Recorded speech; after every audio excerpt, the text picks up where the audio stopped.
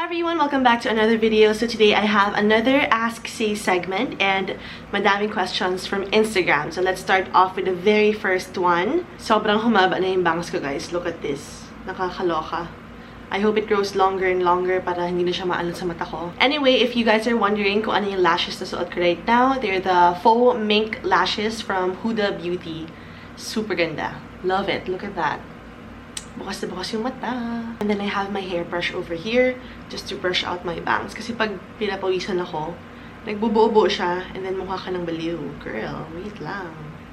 For the first question, we have something from Zeus Elijah.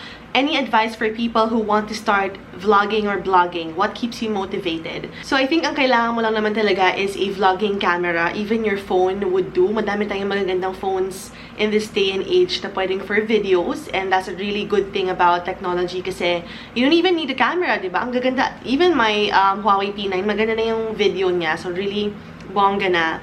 And all you need to do is practice. Kasi ako from 7 years ago, I remembered, hindi rin ako ganun kagaling agad-agad when I started picking up the camera and talking in front of it. Hindi ako ganun kagaling. As in, wala akong alam at all about vlogging. And I think it just really takes practice talaga for you to be able to get the hang of it. What keeps me motivated? I've answered this before. You all know that YouTube is my job. And kailangan ganahan ka, diba? I mean, paano ka mabubuhay if you don't work? Right? So I think that's one of my biggest motivation. And then of course, number 2 is being able to reach my goals because I work. So, ganun lang. Like, lahat naman tayo may goals sa buhay. And for me, I have like a bunch of travel goals to fulfill, especially this 2018. And I really wanna go to all those places. And yeah, so I work hard. Because I know there are places that I really want to go to and stuff that I want to buy, things that I need to pay for, yung mga ganon, responsibilities, girl. Second question is from Francis Kawili. How do you deal with a broken heart? Time heals all wounds and it just really takes time. Wala nang iba. I mean, wala nang ibang magpapa-feel better sa'yo kundi yung time. Just let it pass. Ganun talaga yung buhay and hindi naman talaga lahat ng bagay permanent. So I think that we just really have to learn how to ride the waves, and change is the only constant thing in this world, and if you don't adapt to those changes, walang mangyayari sa'yo. So you have to keep going. Ali Alcantara asked me, what's the best advice you could give to your 18-year-old self? If I remember correctly, when I was 18, I think that was the time I fell in love. But that wasn't really love, alam mo yun. So what I would say to myself is that, listen to your mom, girl. Yeah, mothers are always right. And I think this was also the time that I medyo nagrebelde ako ng konti. So yun, listen to your mom. Shania Tindoy asked me, how do you maintain your colored hair at this day? So when I usually color my hair, ang nagpapastrip off lang naman sa color is when I shampoo. Well, wifey told me naman na hindi mo naman kailangan mag-shampoo everyday. So, alam mo yun, you just use Pantene 3-Minute Miracle, yung conditioner, just to give your hair that nourishment it needs para hindi siya super brittle or super dry. Trixie Luna asked me, how do you deal with a person you consider a friend pero parang nakikipag-compete sa'yo? I have a friend kasi na ganyan. Actually, lahat tayo may ganyang friend. Yung parang friends kayo, pero feel mo may mga times na nakikipag-compete siya sa'yo. We all have that one friend, girl. It's okay. I think healthy competitions are okay. Pero when it turns into a competition na something that hurts you na or something that hurts your relationship with him or her, I think it's time to confront this person and talk about it. Pero if ayaw mo naman and parang feel mo toxic na tao siya, it's better to cut ties. It's up to you if you wanna burn bridges, totally. Pero, kung kayang pag-usapan, diba? Malay mo, may ano lang, may something na kailangan yung, alam mo yun, girl, mag-usap naman tayo, something like that. Pero yun, if this person is really super duper toxic, we don't need toxic people in our lives. So, cut. This one is from May de la Cruz, and she said, do you have any message for those who are struggling from a breakup? It will get better. Maybe not today or maybe not tomorrow, but eventually it will get better, and all you need to do is just really keep moving forward. Cry all you want, girl. Iiyak mo lang yan ng bonggang-bongga kasi we all have to release the pain that we feel inside and all the hurt. You just have to release it kasi if you don't release all of that, sasabog ka talaga. Sinabi ko na yan sa last na Ask Say ko. So just do whatever you need to do, and then, girl, let's move forward. Dreamer7812, what is something you think you will regret in the future not starting now, and what is something you already regret not starting sooner? All I can think about right now is traveling. I started traveling a couple of years back, but this year talaga I really want to focus on seeing just more of the world and doing more solo travels. And I'm just really so excited for that because I know, girl, I'm turning 27 this year and I'm not getting any younger, and I think this is something that I really must do for myself. And the past few years, I haven't been really focusing on just myself, and that's something na parang, girl, such a mistake. I know, such a mistake.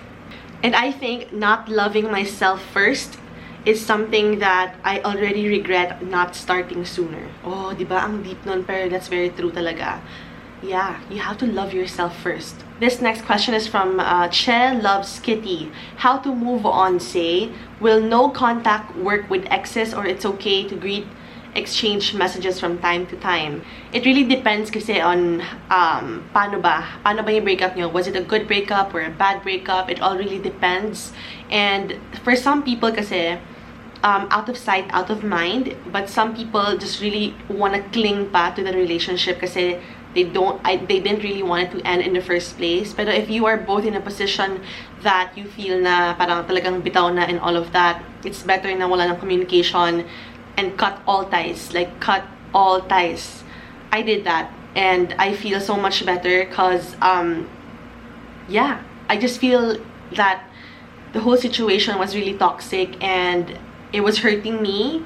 And that's not good. Alam mo yun? It's not good. Because when people intentionally make you feel bad about your decisions or about yourself, sobrang low blow. And that's something that I don't need in my life. I really don't need that. So just cut all ties.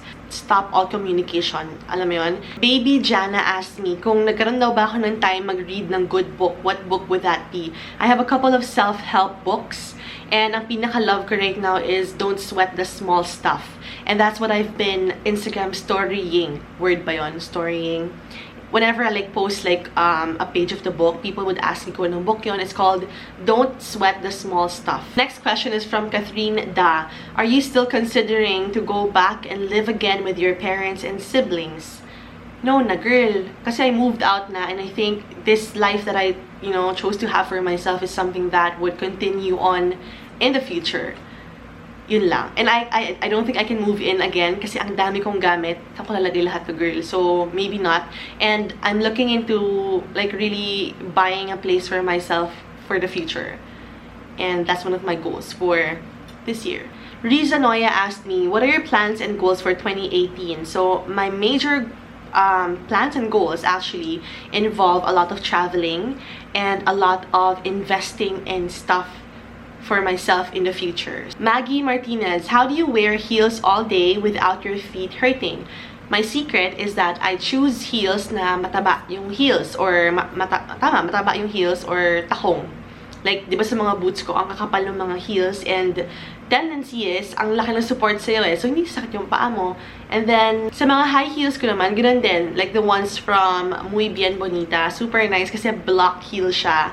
Again, makapal yung tahong, so a lot of support. Lois28 asked me, when and where will your next adventure be? So, I will be flying to Japan at the end of the month, and I'm really so excited about that. We're gonna go to Osaka. I'm gonna go to Osaka and Sapporo, Hokkaido. It's gonna be a solo trip, and I planned this trip last year pa because I really wanted to just go back to Japan, which is my favorite country ever.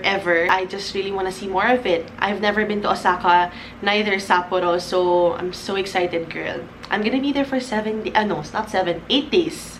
8 days alone. I'm so excited. Love it. Cheska Pilares, how do you budget when it comes to allocating for bills, food, and especially travel? So, mauna dyan talaga, you have to save it. Whenever I get sweldo or stuff like that, I get a big chunk of it and just put it in my savings account. And then next dyan is, of course, ang daming gastos, girl. Rent, bills, Meralco, tubig, internet, pagkain. And then, of course, you have to give to your family pa, so kailangan din yon.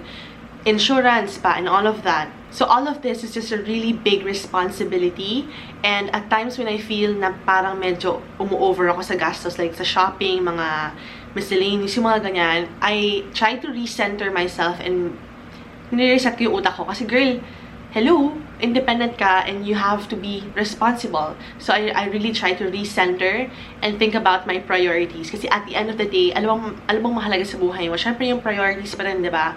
Kasi if you keep spending on stuff that don't really matter at the end of the day, mauubos pera mo talaga. So, yun, it just really takes a lot of guts to be responsible. This is really adulting, nakakaloka. Erica Notrose asked me, may puson po ba kayo, Ate Say, or flat talaga ang tummy ninyo?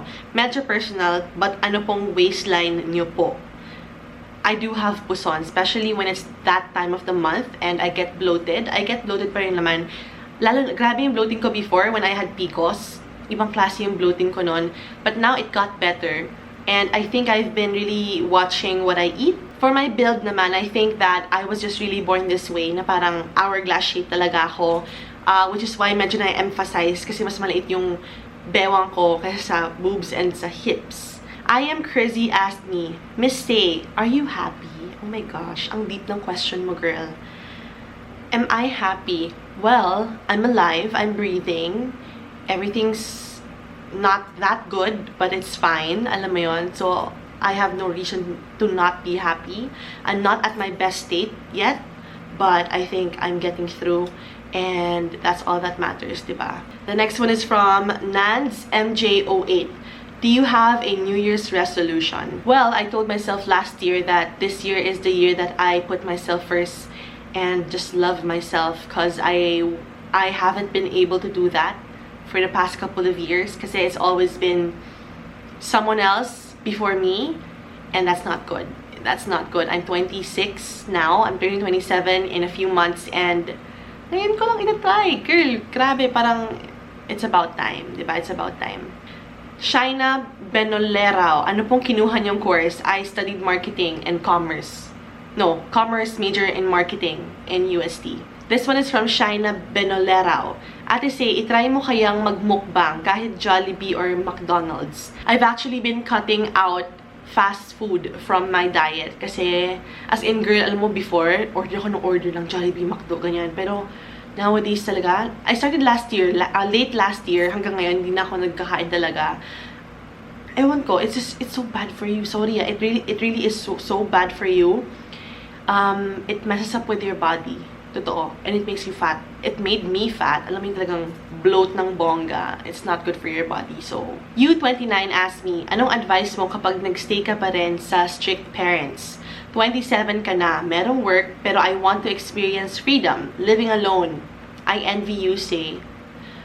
I think it's just something that you have to talk to them about. Kasi ako, I told my dad I told my mom and my dad, sabi ko, I wanna find a place wherein I can really work. Kasi diba ang dami namin aso before, ang ingay minsan, hindi ako makatrabaho. So, I did. Take that first step. Kailangan lang just be transparent with them, diba? Kailangan lang be honest about your intentions kung ba't gusto mong lumipat or something like that. And yeah, matanda ka na. You have to be able to make your own decisions. And if they trust you enough, they would allow you. Kasi ako pinayagan ako, and eventually, it led me here. Like, I've been living alone for like how many years na? 4? Parang 4 na ata. Yeah.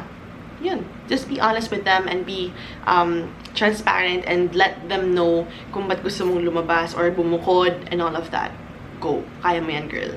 Christian Layese asked me, hi Christian, sabi niya, what's your end goal in life? Like, ano plans mo when you're at the age of 60 or 70? Do you want to live beside a beach, a condo, or sa farm? Siya daw kasi gusto niya mag-paint on a house on the beach with my adopted kids. Oh, I love it. Actually, I wanna live sa may beach din, actually. Basta more nature. And gusto ko madami akong apo. And I just want a big family. Alam mo yun, masayang family, and that's it. Simple lang, diba? This one is an interesting question. Sabi ni Uy Natasha, if you were given one chance to change the past or see the future, which would you choose? Change the past or see the future? Nakakaloka, wait lang. Napaisip ka, no? Maybe just see the future. mala ano siya, mala about time na movie.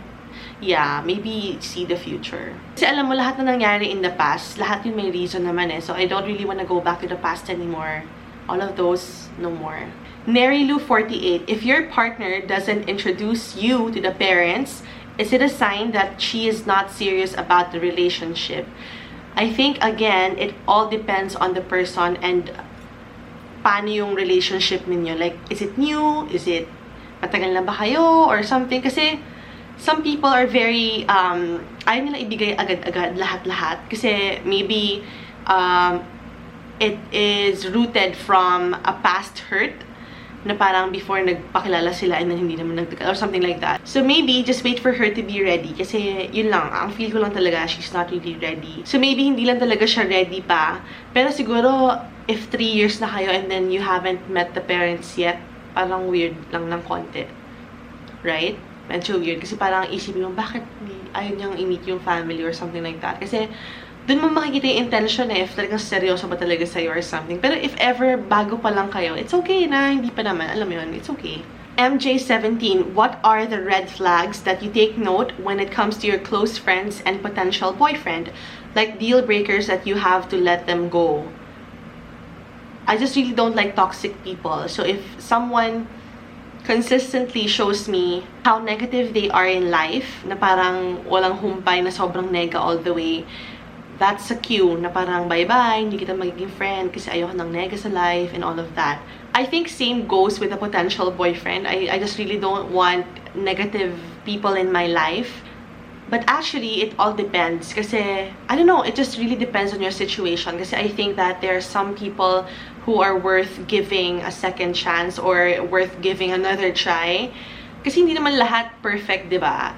Even I'm not perfect. I'm not perfect at all. And yeah, I just think that if you feel like you need to give it another try, go. Yung woman's instinct talaga, it plays a huge role in this. Kasi, yun lang. I think ganun lang. Kasi ako pag may na-feel akong masama about the person, I immediately cut it off. Rel Chua, what's the thing that you consider a deal breaker in a relationship? I have 3. 1 is immaturity, 2 is irresponsibility, na sobrang ayaw ko talaga, and number 3 is disrespect. Zanais or Zanis, pros and cons of being independent. The cons of being independent is all the bills, of course, all the responsibilities na kailangan mong talagang i-face kasi wala eh, mag-isa ka lang eh. Alam mo, independent ka nga eh. You chose to be independent, so you really have to face everything that comes with it. I've been thinking about this kanina kasi it's been happening lately na I was in a situation na parang feel ko bata pa rin ako, and then bigla ko naalala, matanda na pala ako, na I have to deal with this. Alam mo yung feeling na gano'n, nakakaloka lang talaga. Sabi ko, okay, nami-miss ko maging bata kasi when you're young, di ba, you can just pass on your problem to your parents or to your older sister or something like that, and you can just like, okay, whatever, ayokong mag-deal with that. Pero ngayon na matanda na tayo or matanda na ako, wala lang gano'n. You just have to like face things, and it's crazy. It scares me sometimes na feel ko parang ang tanda ko na. The pros naman, of course, is that you have the freedom. You can move on your own. You can make your own decisions. Pero medyo con din yun, like making your own decisions. Kasi nga, hindi naman lahat ng decision na ginagawa natin ay tama. Diba? So, it can be a con also. Pero, yeah, those are some of the pros and cons. Mary Yell asked me, how do you take gorgeous pictures when traveling alone? So I make sure I have my phone, I have my G7X, which I'm using for filming right now, and a tripod. And then G7X has this feature, remote control shooting, so you can basically control the camera with your phone. So I just hide this kamay, ang article, this kamay sa kabilang side, and then I click it, yung shutter, kiniklik ko, and then I post lang. Ganun lang. So, ina-angle ko muna yung camera with my tripod. Ina-angle ko, like this one over here. Ina-angle ko muna, and then, when I'm kasi in a foreign country, I don't really care about other people. Kasi I'm there, I'm a tourist, and I want to take beautiful shots. So, just do whatever you have to do. Huwag kang mahiya. Like, huwag kang mahiya, girl. It's your time. This one is from Jug Spring. I just admire how strong of a woman you are, and I don't want you to reminisce of the past. But I just wanted to ask, How do you decide when is the time to let go of your partner?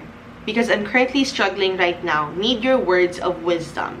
This is a really good question.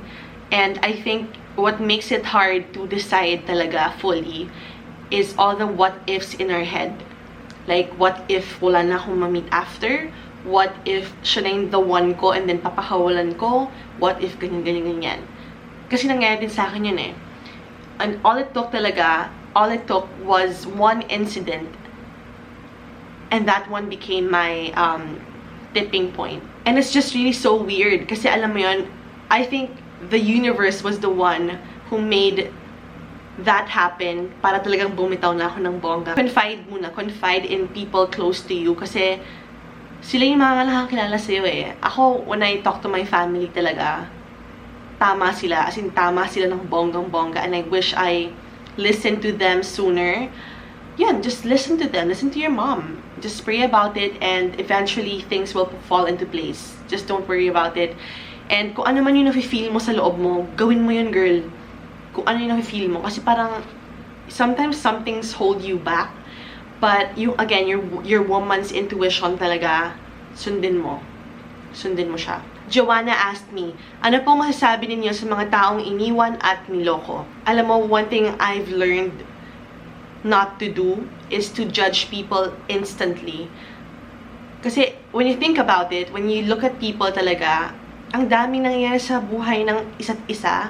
And it's just really mean for people to conclude what kind of person you are just because of your actions. And I know it's really so quick for people to judge and all of that. But when you think about it, lahat tayo may pagkakamali, lahat tayo may pagkukulang and all of that. And you wouldn't want people judging you, diba? Like, isipin mo, when people conclude that you are a bad person just because you did this one thing in the past, diba ang sama ng feeling na yun? So I really try to not judge people by the way they acted in that particular situation kasi you don't really know what went through their head and what was happening in their life in general. And I really firmly believe that if a relationship doesn't work out, it's just because it wasn't meant to work out in the first place. Kahit anong gawin mo, kahit anong galit yung ma-feel mo and all of that, it just wasn't meant to work eh. So you just have to accept that and move forward. Ganun lang talaga. Just think about it. Isipin niyo yun. So that's it for today's Ask Say segment. I hope you guys enjoyed watching. If ever you have more questions, just leave them in the comment box down below. Thank you for watching. I'll see you in the next video. Bye!